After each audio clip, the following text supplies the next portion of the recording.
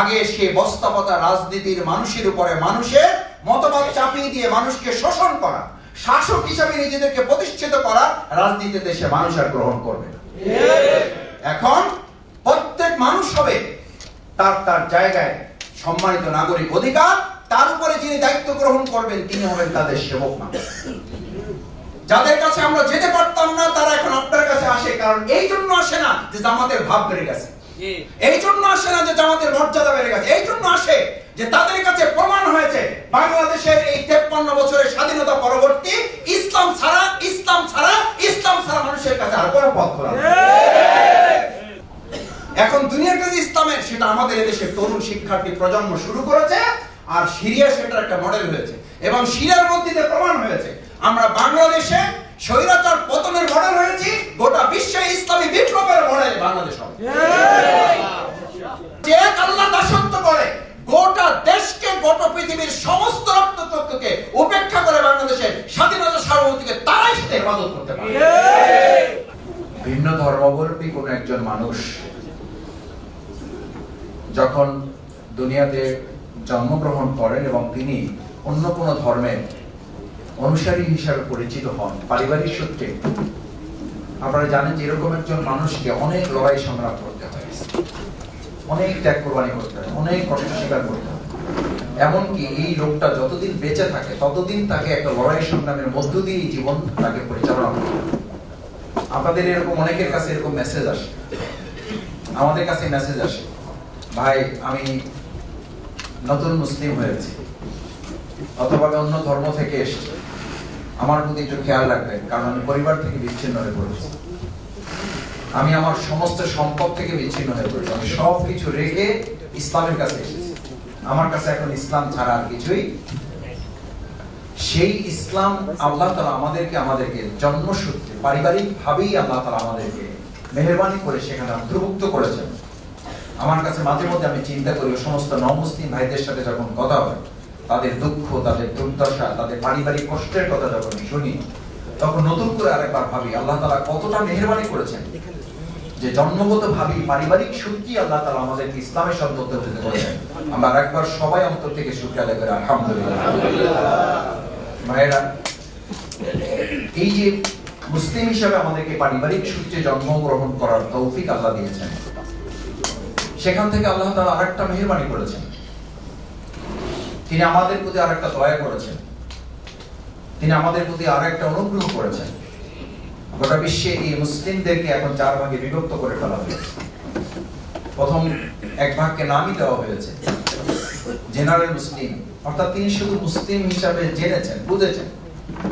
ভাবটা এরকম যে তিনি ডাক্তারের ঘরে জন্মগ্রহণ করেছেন, তিনি ডাক্তার হয়ে গেছেন, তিনি ইঞ্জিনিয়ারের ঘরে জন্মগ্রহণ করেছেন, তিনি ইঞ্জিনিয়ার হয়ে গেছেন, তিনি আইনজীবীর ঘরে জন্মগ্রহণ করেছেন, তিনি আইনজীবী হয়ে গেছেন। এটা যেমন অবাস্তব, এটা যেমন অকল্পনীয়, এটা যেমন অযৌক্তিক, আমাদের ইসলামের বিধান অনুযায়ী একজন মুসলিমকেও এরকম প্র্যাকটিসিং মুসলিম হওয়ার জন্য ডাক্তারের ঘরে জন্মগ্রহণ করলেই যেমন ডাক্তার হওয়া যায় না, তাকে আলাদা করে শিক্ষা অর্জন করতে হয়, তাকে আলাদা করে সেখানে কার্যকর ভূমিকা পালন করতে হয়, তার কিছু দায় দায়িত্ব গ্রহণ করতে হয়, তার জবাবদিহির আওতায় তাকে আসতে হয়, এরপরে নিজেকে সে মুসলিম হিসাবে চিহ্নিত করার সুযোগ পায়। এভাবেই একজন পেশাগত দায়িত্বশীল নিজেকে পেশায় সম্পৃক্ত করতে পারে।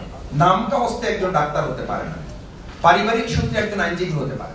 যদি পারিবারিক সূত্রে একজন আইনজীবী না হতে পারে, পারিবারিক সূত্রে একজন ডাক্তার না হতে পারে, পারিবারিক সূত্রে যদি একজন ইঞ্জিনিয়ার না হতে পারে, তাহলে পারিবারিক সূত্রে একজন মুসলিম হবে কি করে? আল্লাহ সুবহানাহু ওয়া তাআলা আমাদের প্রতি দয়া করেছেন যে এই নামকাওয়াস্তে জেনারেল মুসলিম থেকে মেহেরবানি করে তিনি আমাদেরকে হেফাজত করেছেন আলহামদুলিল্লাহ। কারণ আমাদেরকে আল্লাহ তাআলা এই বুঝটুকু দিয়েছেন যেখানে কোরআনে কারিমে ঘোষণা হচ্ছে ওয়া নাফসি ওয়া মা সাওয়াহা ফাআলহামাহা ফুজুরাহা ওয়া তাকওয়াহা। ওয়া নাফসি ওয়া মা সাওয়াহা, আমরা সাধারণত এটা বলি যে ভাই আমি যদি আমার পেশাগত দায়িত্ব পালন করি তাহলে আমি আমার সংগঠনের দায়িত্ব পালন করতে পারি না, আমি যদি সংগঠনের দায়িত্ব পালন করি তাহলে আমি পেশাগত দায়িত্ব পালন করতে পারি না। আল্লাহ তাআলা আপনাকে দুটো চোখ দিয়েছেন, আল্লাহ তাআলা তো ভারসাম্যপূর্ণ করেই আপনাকে সৃষ্টি করেছেন যে আপনি এটা পারবেন। আমাকে আল্লাহ তাআলা দুটো হাত দিয়েছেন, আমাকে তো ভারসাম্যপূর্ণ করে সৃষ্টি করেছেন, আমি এটা পারবো। আল্লাহ তাআলা তো বিধান দিয়েছেন, লা ইউকাল্লিফুল্লাহু নাফসান ইল্লা উসআহা। আপনার অতিরিক্ত কোনো বোঝা আপনার উপরে চাপিয়ে দেওয়াটা আল্লাহর বিধান নয়। আপনি চাইলেও এটা হবে না। হ্যাঁ, কখন যখন আমরা ক্লান্ত হয়ে যাই, আমরা টায়ার্ড হয়ে যাই, হতাশ হয়ে যাই, বলি না আমার পক্ষে আর সম্ভব না, ভাই আমাকে ছুটি দিয়ে দেন। অথবা আমি যদি বুঝতাম তাহলে আমি এই ঝামেলার মধ্যে জড়াতাম না। এর অর্থ হলো আল্লাহ তাআলা আপনাকে যোগ্যতা দিয়েছিলেন, দক্ষতা দিয়েছিলেন, কর্মক্ষমতা দিয়েছিলেন, ক্যাপাবিলিটি দিয়েছিলেন, ক্যাপাসিটি দিয়েছিলেন, কিন্তু আমি আল্লাহর সেই নিয়ামত, আল্লাহর সেই দয়া, আল্লাহর সেই অনুগ্রহ, আল্লাহর সেই মেহেরবানিটাকে আমি যথাযথভাবে কাজে লাগাতে পারিনি। এটাও সূরা আন-নাজম 23 এবং 25 নম্বর আয়াত আপনাদের সকলের মুখস্থ থাকার কথা। আল্লাহ তাআলা খুব পরিষ্কার করেছেন। আমাদের মধ্যে এটা নিয়ে একটা মতভেদ আছে, মতবিরোধ আছে। এটার পরে ভিত্তি করে কেউ কেউ শুধু বসে থেকে জীবন পরিচালনা করতেছে, যেমনি নাচাও তেমনি নাচে। এই আয়াতে এটার একটা আয়াত রেফারেন্স আছে, বিসমিল্লাহির রহমানির রহিম, ওয়া লাইসা লিল ইনসানি ইল্লা মা সাআ। তুমি চেষ্টা না করলে কিছুই দিবে না। তো চেষ্টাই যদি সব দেয় তাহলে আমার রবের কি কাজ? আস্তাগফিরুল্লাহ। অথচ আল্লাহ তাআলা এবার বলেছেন আমলিল ইনসানি মা তামান্না। তুমি চেষ্টা করে সব করে ফেলতে পারবে, তাহলে আমি রবের কাজটা কি? কত চমৎকার ব্যালেন্স করেছেন আল্লাহ। ওয়া নাফসি ওয়া মা সাওয়া। আমি তো ভারসাম্যপূর্ণ একটা জীবন তোমাকে দিয়েছি, তোমাকে চেষ্টাও করতে হবে, তোমার রবের প্রতি তোমাকে অগাধ বিশ্বাস এবং আস্থা রেখেই তোমার কাজটা করতে হবে। তোমার চেষ্টা করার দায়িত্ব, চূড়ান্ত পরিণতিটা নির্ধারণ করার দায়িত্ব কার? আল্লাহ সুবহানাহু। আপনি কোনো চেষ্টা করা ছাড়াও আল্লাহ তাআলা ব্যতিক্রম ভাবে আপনাকে নির্ধারণ করে দিতে পারেন। কোনো চেষ্টা করবেন না, তাও আল্লাহ আপনাকে বাঁচিয়ে রাখতে পারে। আছে না এরকম হসপিটালগুলোতে? চেষ্টা করার কেউ নাই, পারিবারিক সূত্রে কেউ নাই, কোনো না কোনো ভাবে আল্লাহ সুবহানাহু ওয়া তাআলা তাকে বাঁচিয়ে রেখেছে। ভূমিকম্পে সব শেষ হয়ে গেছে, গুড়া হয়ে গেছে, 1.5 মাস 2 মাস 3 মাস চলে গেছে। এরপরে উদ্ধারকারী লোকেরা ওখান থেকে 3 মাসের 2 মাসের বাচ্চা শিশুকে উদ্ধার করেছে। ইতিহাস আছে না নেই? তাকে কে বাঁচিয়ে রেখেছে? পৃথিবীর কোন বিধানের বাইরে গিয়ে আল্লাহ তাআলা তার ব্যতিক্রমী গায়েবী মদদ দিয়ে আল্লাহ এটা করতে পারে। কিন্তু বিধানটা হচ্ছে, সুন্নাহটা হচ্ছে, নিয়মটা হচ্ছে আপনাকে চেষ্টা করতে হবে। আবার চেষ্টা করে আপনি সিদ্ধান্ত করে ফেলবেন না, চেষ্টা যেহেতু করছে কাজটা হবেই। এই হবের উপরে যখন থাকবেন, প্রকৃতপক্ষে রবকে অস্বীকার করা হয়। এবং যখন আপনি হতাশ হয়ে যান যে আমি কাজটা করলাম হলো না, তার মানে আসলে আল্লাহ তাআলা আমার পক্ষে নাই, আস্তাগফিরুল্লাহ। এবং অনেক সময় আমরা বলে থাকি বুঝলাম না, দোয়া করলাম কবুল হলো না। ওয়া আন্নাহু হুয়া আদহাকা ওয়া আবকা। আপনি চাইলেই কাঁদতে পারবেন না, আপনি চাইলেই হাসতে পারবেন না।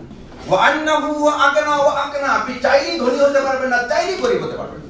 আপনি চাইলেই সম্মানিত হতে পারবেন না, চাইলেও আপনাকে পৃথিবীর সবাই মিলে আপনাকে অপমানিত করতে পারবে না। আল্লাহর বিধানটা এত শক্তিশালী, মজবুত এবং অত্যন্ত পরিষ্কার। এই জায়গাটা যদি একজন সদস্য হিসেবে আমার মধ্যে পরিষ্কার থাকে, তাহলে আমার জীবনটা ভারসাম্যহীন হওয়ার কোনো সুযোগ নাই। একজন আমাকে বলছে, দেখেন ভারসাম্যের কথা তো বলেন, আল্লাহ তাআলাই তো আমাদেরকে কিছুটা একটু এদিক ওদিক আস্তাগফিরুল্লাহ। আমি বললাম কি হয়েছে? যে দেখেন দুইটা চোখ সামনে দিয়ে দিয়েছে, একটা যদি সামনে দিত আরেকটা যদি পিছনে দিত কত ভালো হতো। একই সাথে সামনেও দেখা যেত, গোয়েন্দাগিরি করার জন্য পিছনের কাজও সম্পন্ন হইতো। আপনি একই সাথে দুই দিকে তাকানোর মধ্য দিয়ে আপনার ব্রেন নিষ্ক্রিয় হয়ে যেত। কোন ডিসিশন নেবে ব্রেন তখন কোন কাজ করতে পারত। আল্লাহ তাআলা সেখান থেকেও আপনাকে হেফাজত করে এতটা দয়া করেছেন যে আল্লাহ, এতটা ভারসাম্যপূর্ণ করেছেন যে আল্লাহ, সেই আল্লাহর বিধান বাস্তবায়নে আমি এটা এত কথা বলছি এই কারণে যে এই কথা থেকে আজকে আমরা এখান থেকে নিজেদেরকে গোটা জিন্দেগি যতক্ষণ আল্লাহ নিঃশ্বাস রাখবেন, এই বাক্যের সাথে থেকে আমরা বিচ্যুতি করব যে আমাদের জীবনে আমরা এটা বলবো না যে এটা করলে ওটা করতে পারি, ওটা করলে এটা করতে পারি। এখান থেকে আল্লাহ আমাদের হেফাজত করেন, সকল বলেন আমিন। পারবেন ইনশাআল্লাহ? ইনশাআল্লাহ। তাহলে আমরা এটা বলবো না যে আমাদের পেশাগত দায়িত্ব পালন করলে আসলে আমাদের সদস্যগিরি আমাদের পক্ষে কঠিন হয়ে তো পড়ে না, এগুলি সবই নিতে হবে। বরং যদি আপনি চিন্তা করেন তাহলে আপনাকে সিদ্ধান্ত নিতে হবে। দেশ, জাতি, সমাজ, রাষ্ট্র, পরিবার, ব্যক্তি এবং পরকালীন জিন্দেগি দুটোকে মিলে যদি আপনি, আল্লাহ তাআলা আপনাকে এখানেও ব্যালেন্স করেছেন। একজন মানুষ যদি শুধু দুনিয়াবী হয়, তাহলে দুনিয়াবী একটা নেতৃত্ব শুধু ক্ষমতালোভী হয় এবং মানুষের কাছ থেকে সে শুধু গ্রহণ করার তালে থাকে। আর একজন মানুষ যখন দুনিয়ার পরে পরকালের পাওয়ার আশা রাখে, তখন দুনিয়াতে কিছু না পেলেও সে পরকালের চিন্তা রাখে। পরকালমুখী নেতৃত্বই হচ্ছে গোটা দেশের সেবকের নেতৃত্ব, বাকি হচ্ছে সব শোষণের নেতৃত্ব। বাংলাদেশ জামাত ইসলামী এই পেশাজীবী সদস্য ভাইদেরকে সামনে রেখে বাংলাদেশের আগামীর যে রাজনীতির বিকেন্দ্রীকরণ হচ্ছে, রাজনীতির চরিত্র পাল্টাচ্ছে এবং আমাদের তরুণ ছাত্র সমাজ, শিক্ষার্থী জনতা 2024-এর জুলাই আগস্টে অভ্যুত্থানের মাধ্যমে বাংলাদেশের যে নতুন একটা অধ্যায় তৈরি করেছে, এই নতুন অধ্যায়ে আমাদেরকে পা রেখে এটা বলতে হবে, আগে সে বস্তাপতা রাজনীতির মানুষের উপরে মানুষের মতবাদ চাপিয়ে দিয়ে মানুষকে শোষণ করা, শাসক হিসেবে নিজেদেরকে প্রতিষ্ঠিত করা রাজনীতি দেশে মানুষ আর গ্রহণ করবে না। এখন প্রত্যেক মানুষ হবে তার তার জায়গায় সম্মানিত নাগরিক অধিকার, তার উপরে যিনি দায়িত্ব গ্রহণ করবেন তিনি হবেন তাদের সেবক না। সেবক না হয়ে যতক্ষণ কেউ শাসক হয়, শাসক মানেই সে শোষণের হাতিয়ার হয়ে যায়। আর সেবক যখন হয়, রাসূল করিম সাল্লাল্লাহু আলাইহি সাল্লামের 4 খলিফা প্রত্যেকে আমিরুল মুমিনিন ছিলেন, কিন্তু তারা সেই সময় শাসক হিসেবে পরিচিতি পাননি। তারা পরিচিতি পেয়েছেন সেই সময় প্রত্যেক মুসলিমের জন্য, গোটা মানব জাতির জন্য তারা এক একজন সেবকের ভূমিকা পালন করেছে। ওমা জাআলা আলাইকুম ফিদ-দীনি মিন হারাজ, আল্লাহর দ্বীনের কাজ করার ব্যাপারে যখন তারা পেরেশান হয়, সিনসিয়ার হয়, আন্তরিক হয়, যত্নবান হয়, আল্লাহ বলেন আমি দায়িত্ব নিয়ে তার সমস্ত বাধা দূর করার জন্য আমি আল্লাহ যথেষ্ট হয়ে যাই। সুবহানাল্লাহ। হায়াতি, আপনি তো এখানে 100 বছর বাঁচবেন, আর ওখানে তো স্থায়ী ভিত্তিতে আপনার জীবন। আপনার তো ওই আদার মতো সিদ্ধান্ত হওয়া উচিত, এখানে আরামায়েশের আমার দরকার নাই, আমার আরামায়েশের যা কিছু করা দরকার সবটা বিনিয়োগ হবে ওই বনবাসে যাওয়ার পর, সেখানে যেমন আরামে থাকতে পারি। দেখি পারবেন ইনশাআল্লাহ সবাই? ইনশাআল্লাহ সবাই পারবেন? পারবেন সবাই? এই কথা আমি আপনাদের এক প্রোগ্রামে বলেছিলাম, বাংলাদেশে একটা সময় আসবে বাংলাদেশ জামাত ইসলামী সহযোগী সদস্য ফর্ম, সংক্ষিপ্ত পরিচিতি, কম্পিউটার দোকানে 10 টাকা ক্রয় করে মানুষের সহযোগী হওয়ার জন্য প্রতিযোগিতার ভিত্তিতে লাইনে দাঁড়িয়ে থাকবে। তখন আপনারা আমাদের দিকে তাকায় কিছুটা, আপনারা আমিও এই কথা বলে যখন গাড়িতে উঠতাম, গাড়ি উঠার পর ভাবতাম কি যে বলে আসছে। আর আমার বক্তৃতা এখান থেকে শুনে যে আমার গাড়ির পাশে বসতো, বলছে মাসুদ ভাই যা বলছেন আসলে কি এরকম হবে? হবে যে তার কিছু নমুনা আল্লাহ কি আমাদেরকে এখন দেখাচ্ছে না দেখাচ্ছে? যাদের কাছে আমরা যেতে পারতাম না তারা এখন আপনার কাছে আসে, কারণ এই জন্য আসে না যে জামাতের ভাব বেড়ে গেছে, এই জন্য আসে না যে জামাতের মর্যাদা বেড়ে গেছে, এই জন্য আসে যে তাদের কাছে প্রমাণ হয়েছে বাংলাদেশের এই 53 বছরের স্বাধীনতা পরবর্তী ইসলাম ছাড়া মানুষের কাছে আর কোনো পথ খোলা নেই। এখন দুনিয়ার কাছে ইসলামের, সেটা আমাদের এদেশের তরুণ শিক্ষার্থী প্রজন্ম শুরু করেছে, আর সিরিয়া সেটার একটা মডেল হয়েছে এবং সিরিয়ার মধ্যে প্রমাণ হয়েছে আমরা বাংলাদেশে স্বৈরাচার পতনের মডেল হয়েছি, গোটা বিশ্বে ইসলামী বিপ্লবের মডেল বাংলাদেশ হবে। আপনি তো সেই সংগঠনের সদস্য, আপনি সেই ঠিক বলা সংগঠনের লোক, সেই ট্র্যাডিশনাল মুসলিম থেকে বের করে আল্লাহ তাআলা আপনাকে বাছাইকৃত লোকের অন্তর্ভুক্ত করেছেন, যে তার আয়ের মাসের 1 তারিখে শুরুটাই করবেন নিজ দায়িত্বে এটা দিয়ে, আমি এটা বরকতের জন্য এটা করব। আমার আপনার এই 5,000, 3,000, 10,000, 15,000, 20,000 টাকায় ইসলামী আন্দোলনের কিছুই যা আসে না, কিন্তু এইটা খরচ না করলে দুনিয়া এবং পরকালে বাঁচার আমার কোন উপায়। এই গোষ্ঠীকে যতক্ষণ আমার পর্যন্ত না আসবে ততক্ষণ পর্যন্ত আপনি দেশ এবং জাতির কল্যাণে তেমন কিছু করতেও পারবেন। কেন পারবেন না? আল্লাহ সুবহানাহু ওয়া তাআলা এই ভাইদের জন্য রাস্তা ঠিক করে দিয়েছে। আপনি কোন রাস্তার পথিক হবেন? আপনি যদি ত্যাগের রাস্তার হন, আপনি যদি কোরবানির রাস্তার পথিক হন, আপনি যদি স্যাক্রিফাইস ডেডিকেশনের রাস্তার পথিক হন, এটার জন্য যদি আপনার হৃদয়টা, মনটা অস্থির থাকে, খোলা থাকে, উদার থাকে, সংকীর্ণতা মুক্ত থাকে, তাহলে আপনি নিশ্চিত থাকেন, আমি নিশ্চয়তা দিচ্ছি না, নিশ্চয়তা দিচ্ছেন প্রিয় নবী মুহাম্মদুর রাসূলুল্লাহ সাল্লাল্লাহু আলাইহি ওয়াসাল্লাম। কি নিশ্চয়তা দিচ্ছেন? قال رسول الله صلى الله عليه وسلم حُزِبَتُ النَّارُ بِالشَّهَوَاتِ وَحُزِبَتُ الْجَنَّةُ بِالْمَكَارِهِ। আল্লাহ রাসূল সাল্লাল্লাহু আলাইহি ওয়াসাল্লাম বলছেন, দুনিয়ার জীবনটা যার ত্যাগ এবং কোরবানিতে ভরা, ডেডিকেশন, স্যাক্রিফাইসে ভরা, সেই লোকটা দুনিয়াতেই ঠিক করতে পারবে, তার গবেষণা সেন্টারে যাওয়া লাগবে না, তার ল্যাবে যাইতে হবে না, তার ইসলামী ব্যাংক ফাউন্ডেশন, ইসলামী ব্যাংকে অথবা ইসলামী ইবনে সিনায় তাকে এমআরআই করতে হবে না, সিটি স্ক্যান করতে হবে না, তাকে এক্সরে রিপোর্ট নিতে হবে না। আপনি এখন বসে বসে ঠিক করতে পারবেন আপনি কোন পথের পথিক, জান্নাতের নাকি জাহান্নামের। আপনি নিজে রিপোর্ট তৈরি করতে পারবেন, রিপোর্ট আপনার হাতে এখন তুলে দিতে পারবেন, আপনি নিজে রিপোর্ট বের করতে পারবেন, কোনো আপনার টেস্ট রিপোর্ট দিতে হবে না।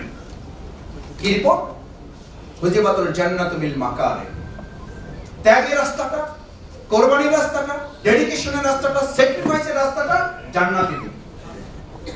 আর ভোগের রাস্তাটা হুজিবাতুন নারু বিশ-শাহাওয়াত, আনন্দের রাস্তাটা, ভোগের রাস্তাটা, উপভোগের রাস্তাটা। খেয়ে পড়ি ভালো আছি ভাই, আমার আর কোনো দুশ্চিন্তা নেই, এই রাস্তাটা আল্লাহ রাসূল সাল্লাল্লাহু আলাইহি ওয়াসাল্লাম সার্টিফাই করছেন। হুজিবাতুন নারু বিশ-শাহাওয়াত, শাহাওয়াত মানে হচ্ছে আপনার প্রবৃত্তির চাহিদা সব ঠিকঠাক মতো আমি পূরণ করছি। আমার প্রবৃত্তি যা চায় আমি তাই করি। আমার প্রবৃত্তি চায় এটা আমার লাগবে, এটা না হলে আমি শেষ। আমার প্রবৃত্তি চায় আমার একটা হয়েছে আর একটা করতে হবে। আমার প্রবৃত্তি চায় জুমাবার, আমি আজকে ঘুমাবো, আমি আজকে কোথাও যাবো না। আমার প্রবৃত্তি চায় আজ জুমাবার হলিডে, আমি আজকে পরিবারের সময় দেবো, আমি আজকে কোথাও বেরোবো না। আমার প্রবৃত্তি চায় আমি আল্লাহ রসুলের চেয়ে দুনিয়াকে বেশি প্রাধান্য দেবো। এই হচ্ছে প্রবৃত্তি। অথচ বলা হচ্ছে শুধু জান্নাতে যাওয়ার অথবা জাহান্নামের রাস্তা শুধু এটা না, লা ইউমিনু আহাদুকুম হাত্তা ইয়াকুনা হাওয়াহু তাবান। যতক্ষণ পর্যন্ত এই প্রবৃত্তি থেকে তুমি তোমাকে মুক্ত করতে না পেরেছো, ততক্ষণ পর্যন্ত তুমি না ঈমানদার হতে পারছো, না তুমি সদস্য হতে পারছো। সেই ব্যক্তির দ্বারা দেশ এবং জাতির কোন কল্যাণে তাকে কাজে লাগানো সম্ভব হয় না। কারণ ওই ব্যক্তি চাঁদাবাজিতে লিপ্ত হয়, ওই ব্যক্তির দ্বারাই ধর্ষণের কাজ সংঘটিত হয়, ওই ব্যক্তি সুদ খায়, ওই ব্যক্তি ঘুষ দিতে বাধ্য হয়, ওই ব্যক্তি দুনিয়া প্রয়োজনে যা কিছু প্রয়োজন সেটার জন্য করতে সে প্রস্তুত থাকে। কারণ সে আল্লাহর দাস না, সে তার প্রবৃত্তি। আল্লাহ তাআলা আপনাকে আমাকে নির্দেশ দিয়েছেন এই ট্র্যাডিশনাল মুসলিম থেকে। ট্র্যাডিশনাল মুসলিম সে প্রয়োজনে দুটো মসজিদে গিয়ে সিজদাও দিবে, আবার ফজরের নামাজে ঘুমের সময় জামাতের কাছে আত্মসমর্পণ। জামাতের মানে জামাত ইসলামী না, কোন জামাতের কাছে? মসজিদে ফজরের জামাতের কাছে আত্মসমর্পণ করার পরিবর্তে কম্বলের কাছে আত্মসমর্পণ করে। সেও সময় মসজিদ আল্লাহর দাস না হয়ে কোথাকার দাস? কিসের দাস? কম্বলের দাস। সেও সময় আরামের দাস, সে তার প্রবৃত্তির দাস। এই দাসত্ব থেকে মুক্তির জন্য প্রিয় নবী মুহাম্মদ রাসূলুল্লাহ সাল্লাল্লাহু আলাইহি ওয়াসাল্লাম এই দাসে অন্তর্ভুক্ত লোকেরা, সে ডিসি হতে পারে, সে এসপি হতে পারে, সে প্রশাসনের বড় কর্মকর্তা, সেক্রেটারি, সচিব হতে পারে, সে মন্ত্রী, প্রধানমন্ত্রী হতে পারে, সে রাষ্ট্রপতি হতে পারে। কিন্তু এই প্রবৃত্তির কাছে দাস ব্যক্তিরাই আমাদের বাংলাদেশকে কোন একটা রাষ্ট্রের দাসত্বে পরিণত করার জন্য তাদের বিবেকে কখনো বাধে না। যে আল্লাহ দাসত্ব করে গোটা দেশকে, গোটা পৃথিবীর সমস্ত রক্তচক্ষুকে উপেক্ষা করে বাংলাদেশের স্বাধীনতা সার্বভৌমত্বকে তারাই সাথে হেফাজত করতে পারে। জানাশোনা কিছুই থাকবে না, কিন্তু দুনিয়ার সমস্ত ফতোয়া জ্ঞান গরিমায় ভাব তারা দিবে এবং জিজ্ঞেস করা হলে কোন ফতোয়া ছাড়াই সে নিজের মতো করে একটা মত ব্যক্ত করে দিবে এবং এই মূর্খরাই হবে ওই সমাজের নেতৃত্ব এবং কর্তৃত্বের জায়গায়। আমার কাছে মনে হয়েছে আমাদের পার্শ্ববর্তী রাষ্ট্র থেকে এটা অলরেডি শুরু হয়ে গেছে।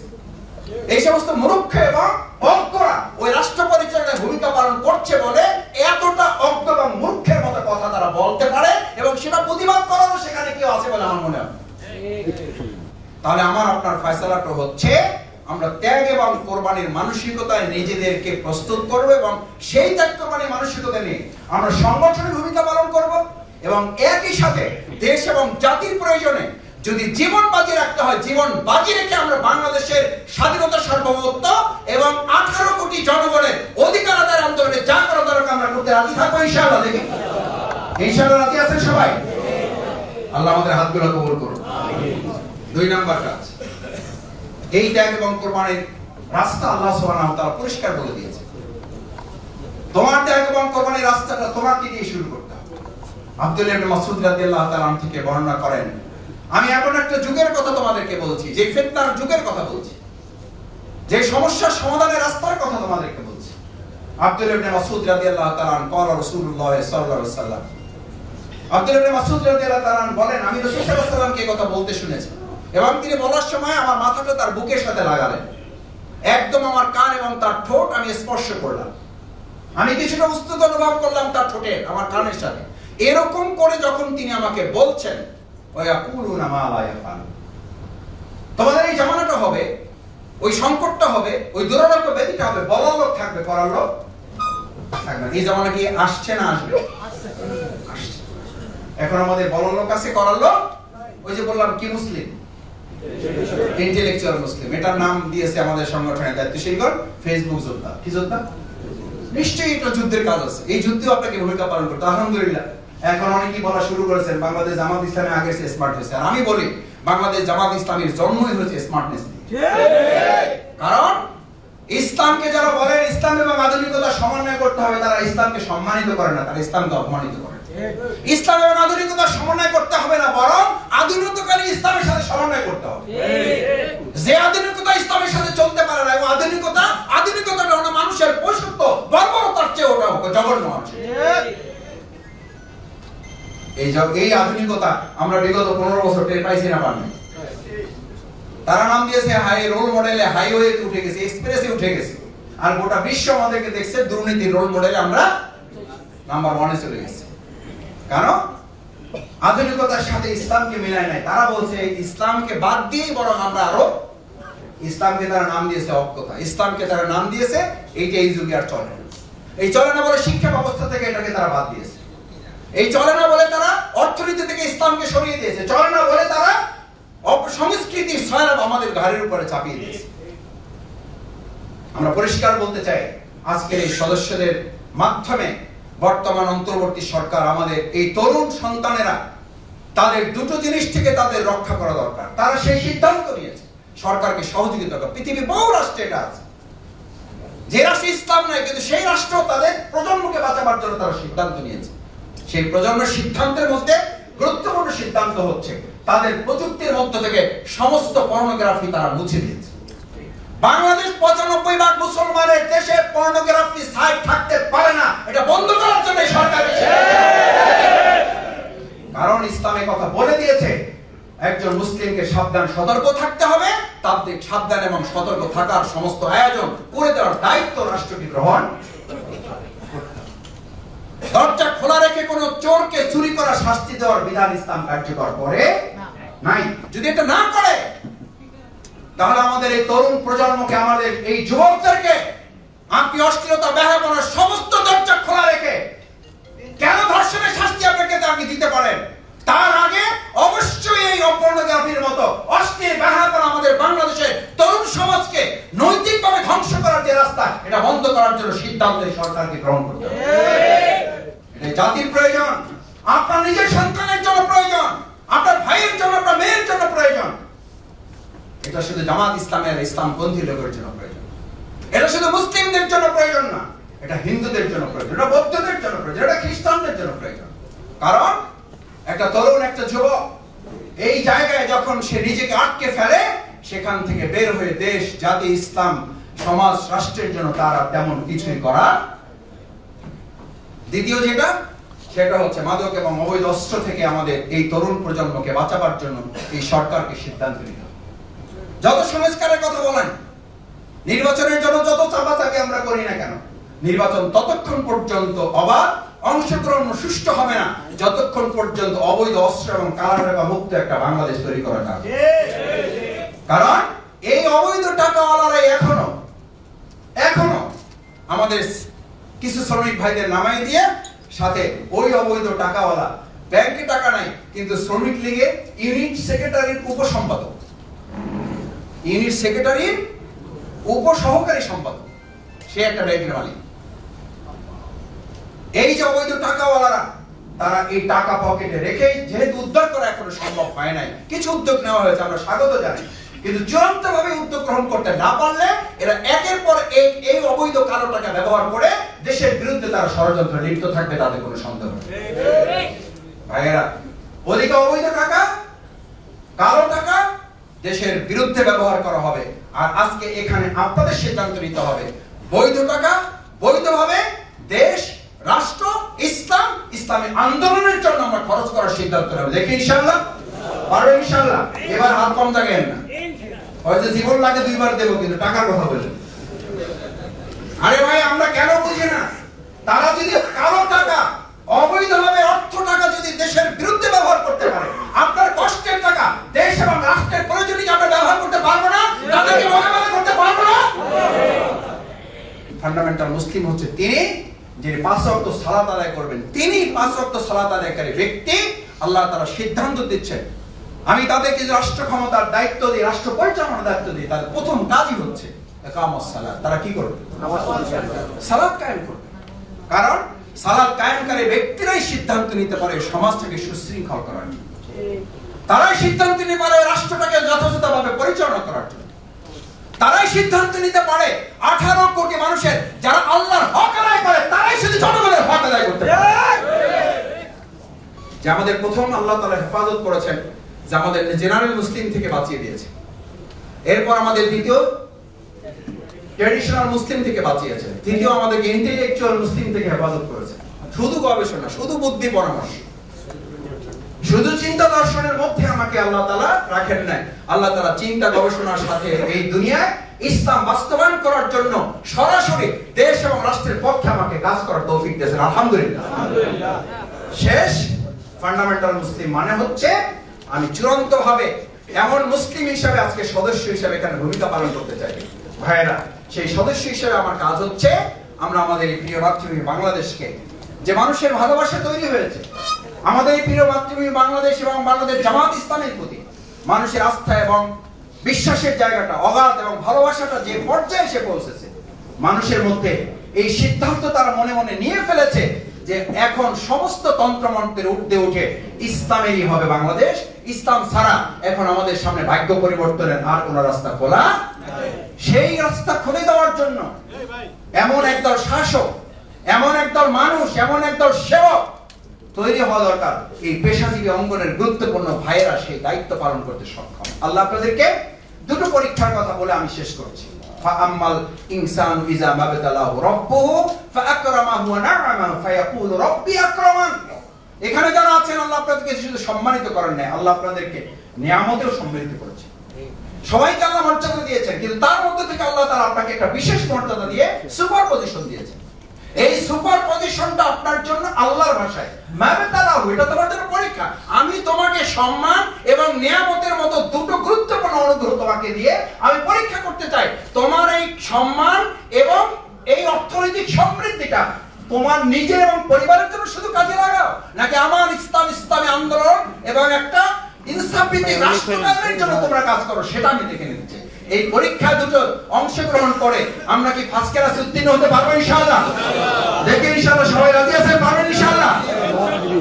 আল্লাহ মেহেরবানি করুন, আমাদের এই পরীক্ষায় তিনি দুনিয়াতে কামিয়াব করুন, কাল কিয়ামতের দিন আমাদেরকে নাজাতের উসিলা হিসাবে আমাদের এই সম্মান, মর্যাদা এবং নিয়ামতের পরীক্ষা আমাদেরকে উত্তীর্ণ করুন। আমিন।